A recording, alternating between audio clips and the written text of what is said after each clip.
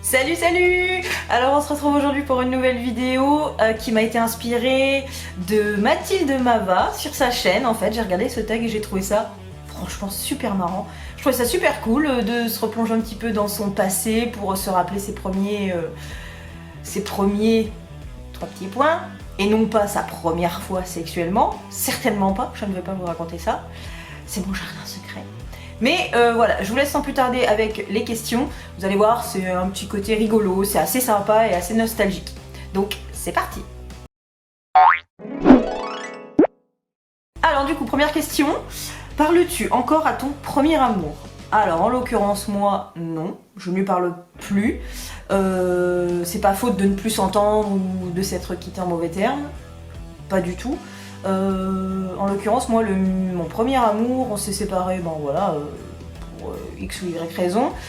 Mais j'ai appris par ma meilleure amie, il n'y a pas super longtemps, donc ouais, il y a quelques années, qu'il habitait en Australie avec sa femme. Donc aujourd'hui, il est marié.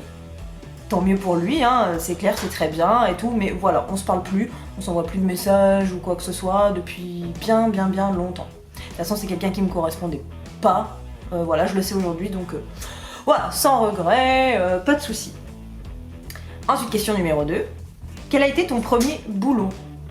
Alors, mon premier boulot, pour être honnête, je m'en souvenais pas beaucoup, mais ça m'est revenu, en fait, lorsque j'étais à la fac, ma première année de fac à Toulouse, j'ai travaillé dans un restaurant, un diner américain, le Tommy's Dinner.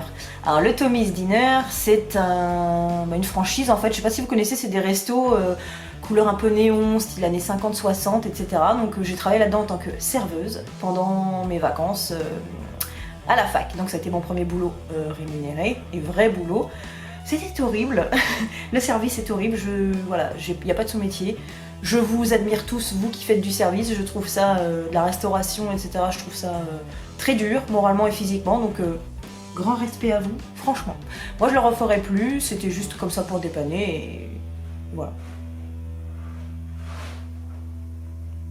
Je sais pas si vous entendez, mais il faut qu'il y en ait un qui aille faire sa crotte, hein. Forcément en vidéo.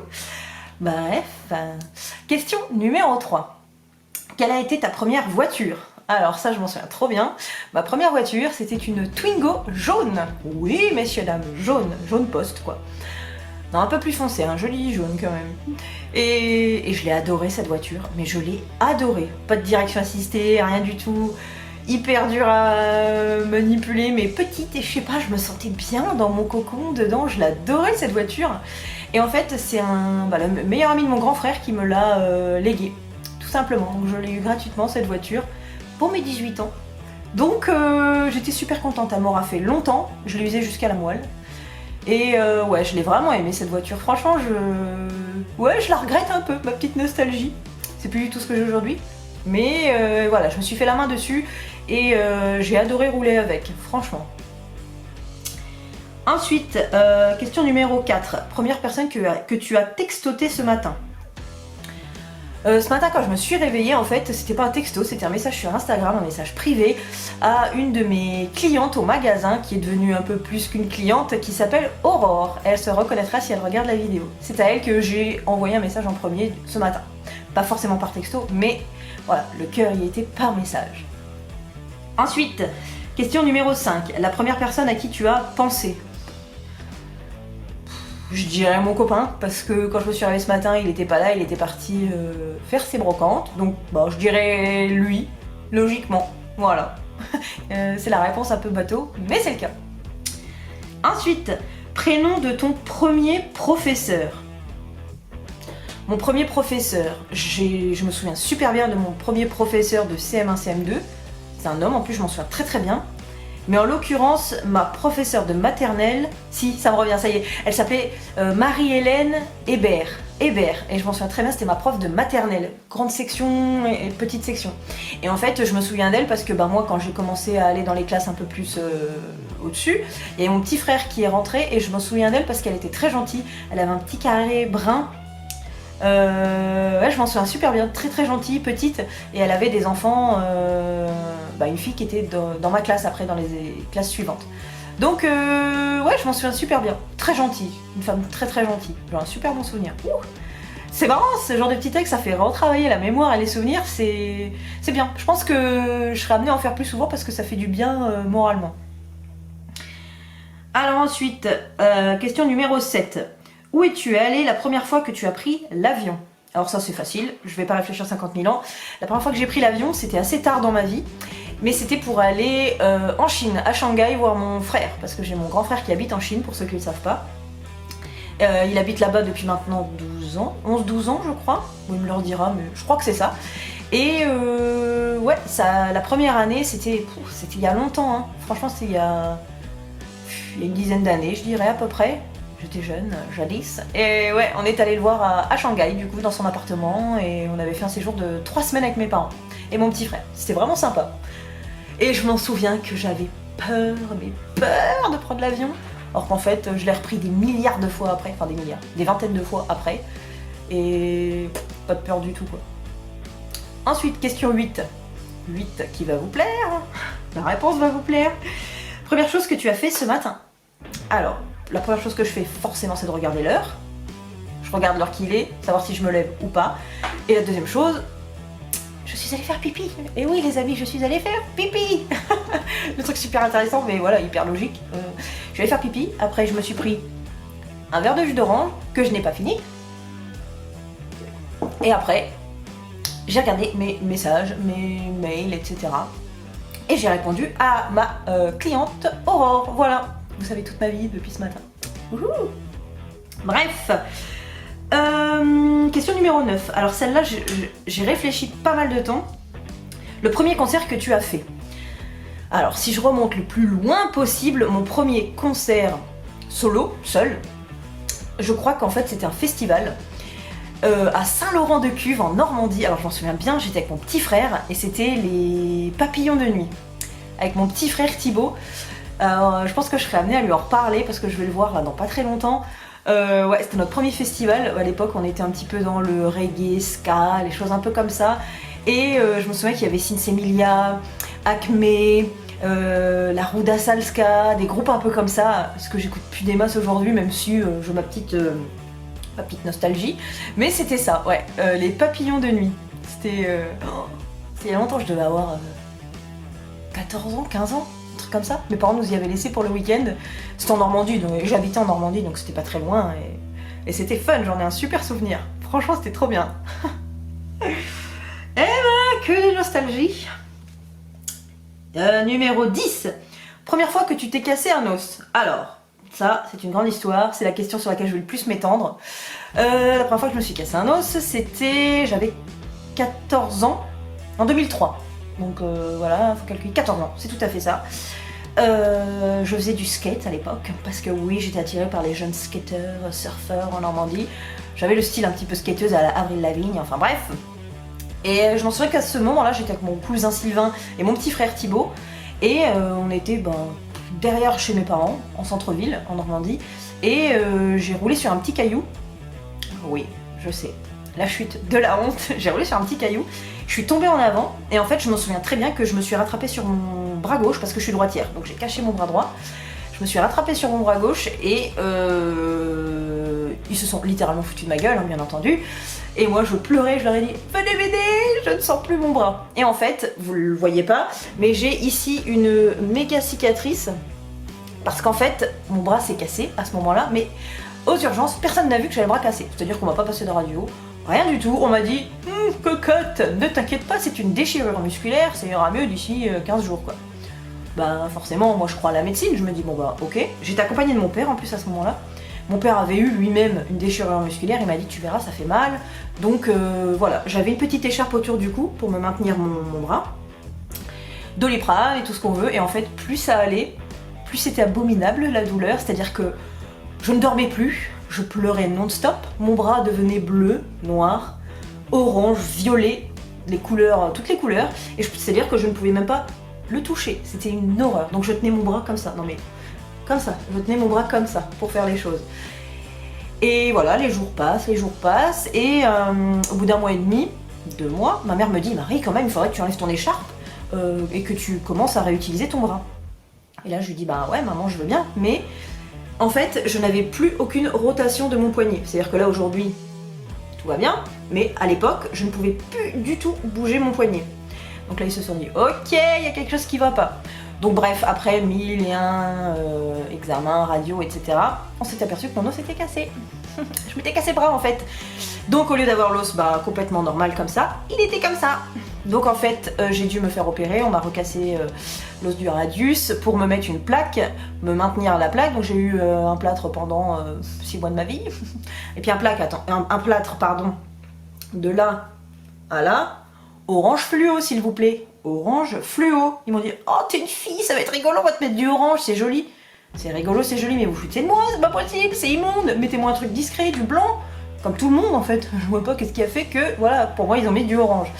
Enfin bref, tout ça pour dire, ma petite anecdote, je vais pas m'étaler 50 ans, tout ça pour dire que je me suis cassé le bras gauche et que j'en ai aujourd'hui une cicatrice qui m'a énormément complexée quand j'étais plus jeune. Aujourd'hui j'en ai plus rien à secouer, y a pas de problème, tout va bien, je vais bien dans ma vie, mais voilà, ça me laisse une vilaine cicatrice que vous ne voyez pas au quotidien, mais elle est là. Voilà. J'en suis numéro 11, question numéro 11. Quel a été ton premier pays étranger visité? Alors mon premier pays étranger, forcément c'était l'Angleterre. J'habitais en Normandie, donc en fait à Cherbourg, et on avait juste à prendre le ferry pour arriver en Angleterre. Et je m'en souviens que c'était au collège, non au lycée, on a fait un échange scolaire avec une école, Canford School, et je m'en souviens très bien, on aurait dit l'école d'Harry Potter. Donc en fait on avait été une semaine chez eux à Canford, dans leur école, et eux étaient venus une semaine chez nous, dans nos écoles en Normandie. Et c'était génial. Mon amour pour l'Angleterre, le côté anglophone en général, est né bien avant ça, mais je me souviens que quand j'y suis allée, je me suis dit oh, je veux vivre là-bas, je souhaiterais être anglaise, j'adore, et c'est de tout ça qui est né mon amour pour l'anglais en général. J'ai voulu en faire mon métier même, j'en ai fait mon métier. Mais voilà, aujourd'hui tout a changé, enfin bref, j'aime toujours autant. Mais c'est ça, c'est mes nombreux voyages et échanges scolaires qui ont fait que voilà, j'ai entretenu cet amour pour l'Angleterre. Et j'ai par la suite fait le Pays de Galles, enfin bref, j'ai fait plein d'autres choses, mais ouais, le premier ça a été l'Angleterre. Et j'avais fait même Jersey et Guernesey, les îles anglo-normandes aussi, qui étaient proches de chez moi. Mais voilà, mon premier vrai, c'était au Royaume-Uni, donc l'Angleterre, à Canford School. C'était génial. Pour ceux qui connaissent, petit pouce. Ensuite, question numéro 12. Le premier film dont tu te souviens. Alors là, c'est super dur parce que je me souviens de plein de choses, je me souviens de plein de dessins animés, plein de trucs. Mais bref, je vais vous parler quand même du premier film qui m'a marqué, genre pas bien, en négatif. Je m'en souviendrai toujours, c'était une après-midi où j'étais chez mes parents, donc on habitait une maison en Normandie. Il y avait ma mère qui était en train de regarder un film dans le salon avec mon grand frère et il m'avait dit « Marie, t'es trop petite, viens pas regarder ça parce que mon grand frère a 8 ans de plus que moi, donc voilà, lui était suffisamment grand, mais il m'avait dit reste dans ta chambre, David et moi on regarde un film et puis ne viens pas quoi. Ok, pas de souci. Donc je faisais ma vie tranquille et au bout d'un moment je me dis quand même je m'ennuie, parce que moi j'étais quelqu'un qui s'ennuyait très facilement. Donc je m'ennuyais et puis toi tout doucement, j'étais petite, je sais plus quel âge j'avais, 6 ans, 7 ans, je sais plus. J'arrive dans le salon, j'ouvre la porte. Ils m'avaient pas entendu, donc j'arrive, je regarde discrètement et ils étaient en train de regarder Shining.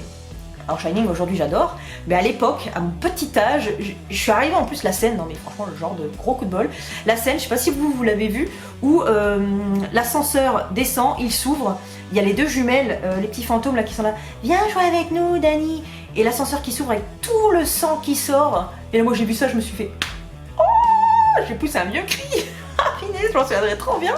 J'ai poussé un cri, ma mère qui m'a dit mais on t'avait dit de pas venir. Et voilà, ça a été un truc, je me suis fait engueuler. Ils ont arrêté le film d'ailleurs, je pense qu'ils ont été bien frustrés parce qu'ils n'ont pas vu la suite immédiatement à cause de moi. Mais il m'a traumatisée et j'ai mis longtemps à le revoir pour au final me dire ouais, il est quand même glauque ce film. Franchement, il est glauque mais j'aime beaucoup. C'est un grand classique selon moi. Voilà, vous allez vous dire punaise la fille elle a de ses histoires. C'est vrai que j'ai beaucoup de choses à débiter. Enfin bon, bref. Question numéro 13. Ta première heure de colle. Alors, ma première heure de colle, je crois que c'était au lycée. Et... Oh, mon truc a bugué. Alors, ma première heure de colle, je crois que c'était au lycée. Et en fait, alors si vous savez pas, moi je suis issue d'une d'une section littéraire, donc moi j'ai fait un bac L, enfin bref, et j'étais nulle en maths. Moi, les chiffres, c'est pas mon truc, je préfère les lettres, hein, les mots, etc. Mais voilà, je me souviens que j'étais nulle en maths et que j'avais un copain, Éloi, si un jour tu passes par là, si tu te reconnais, qui était lui super fort en maths. Et en fait, on avait des devoirs maison à faire et on l'avait fait ensemble. Et moi qui étais habituée à avoir des notes de merde, mais littéralement, hein, des 0, des 5, des 6, des 9, des 8, voilà, bref. On avait fait un devoir maison ensemble et bizarrement, on avait eu 20. Et ma prof de maths à l'époque, Madame Simon, qui était horrible, soit dit en passant, donc rend à Éloi, 20, voilà, évidemment, pour pas changer, et Marie, 20. Tu te foutrais pas un petit peu de ma tronche, qu'elle me dit, bah non, et je lui avoue qu'on l'avait fait ensemble, et voilà, elle s'est dit oui, ça c'est pas normal, machin, vous devez les faire tout seul, donc voilà, elle m'a foutu 2 heures de colle. Merveilleux, et les 2 heures de colle, forcément j'arrive, je vais en colle, et qui est-ce que je vois? Mon cousin Romain, qui était lui, pion, dans mon lycée. Alléluia, donc j'ai passé les 2 premières heures de colle de ma vie à discuter avec mon cousin, c'était fantastique. J'en ai un très bon souvenir, donc ça va. Je crois que j'ai été collée 2 ou 4 heures dans ma vie, c'est tout. J'étais une enfant sage quand même. Nulle en maths, mais sage. Ensuite, question numéro 14. Ta première colocation. Alors là, je vais vous avouer que je n'ai jamais eu de colocation. J'ai toujours vécu seule ou avec mon compagnon, quoi. Donc j'ai pas eu de colocation. Là, je ne peux pas répondre à cette question. Question numéro 15, la première leçon de vie que tu as apprise. Cette question, c'est pas évident à y répondre, franchement, parce que j'ai appris plein de choses dans ma vie, mais de là à vous dire la première, je saurais pas. Comme Mathilde a dit dans sa vidéo, qu'un chagrin d'amour, ça fait très très mal. Voilà, moi, mon premier chagrin d'amour, c'était horrible. Voilà, je suis pas du tout dépressive et tout, mais j'ai eu un moment très noir dans ma vie à cause de ça. Après, voilà, hein, on se relève, on survit, tout va bien, tout le monde a connu ça. Qu'est-ce que j'ai pu apprendre aussi je sais pas. En fait, en voyageant à l'étranger, notamment en ayant vécu moi à l'étranger, je me rends compte que en France, on est vachement matérialiste, on est vachement tourné vers les choses, vers ce côté matériel et qu'on est toujours stressé. Et en ayant vécu en Australie, parce que bref, en Australie, les gens ne courent pas après leur bus ou ne courent pas après leur métro. Ici en France, on est tous à l'affût, comme ça, à courir un peu partout. C'est beaucoup plus stressant et tout.